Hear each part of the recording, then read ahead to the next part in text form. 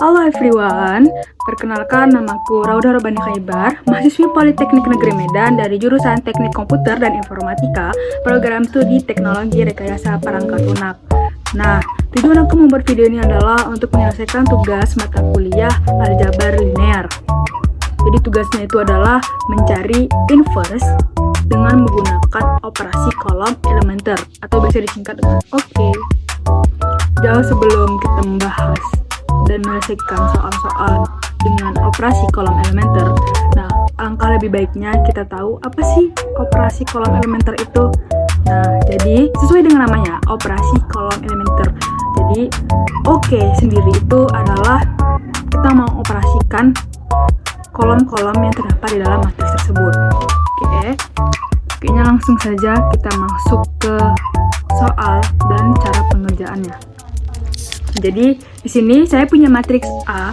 Untuk nilai dari tiap matriksnya itu saya bacakan aja per baris. Untuk baris pertama itu 1 min 2 0, pada baris kedua 2 1 1, dan pada baris ketiga min 1 1 2. Nah, kalau kita mencari inverse, maka posisinya itu di atas matriks utama yang kita miliki, di bawahnya adalah matriks identitas. Nah, kalau pada operasi baris kan matriks identitas itu di kanan. Nah, pada OK, pada kolom elementer, posisi identitasnya, matriks identitasnya itu di bawah. Oke. Nah, sudah dapat posisinya. Nah, yang pertama kali saya operasikan di sini adalah pada kolom kedua. Nah, jadi tugas kita ini nanti yang awalnya posisi matriks identitasnya ini di bawah, mau kita ubah dia jadi di atas. Nah, jadi gimana sih?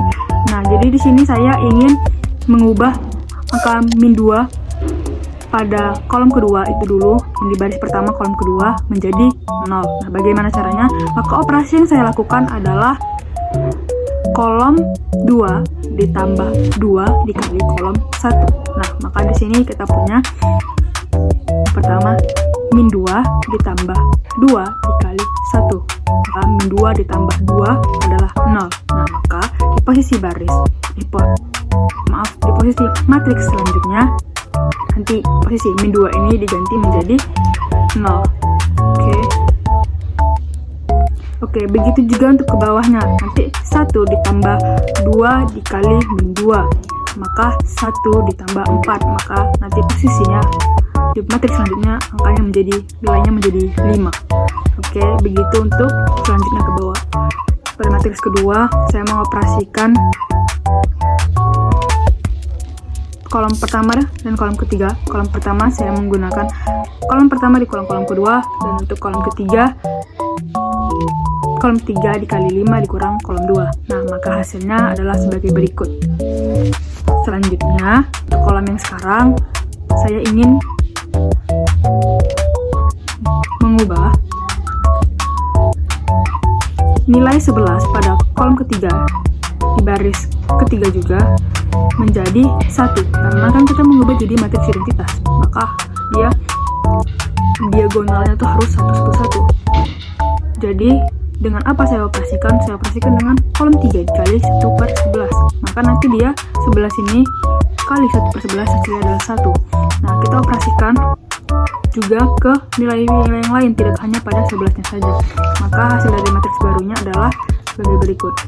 Oke, kemudian saya ingin mengubah pada kolom kedua baris ketiga nilai min 1 itu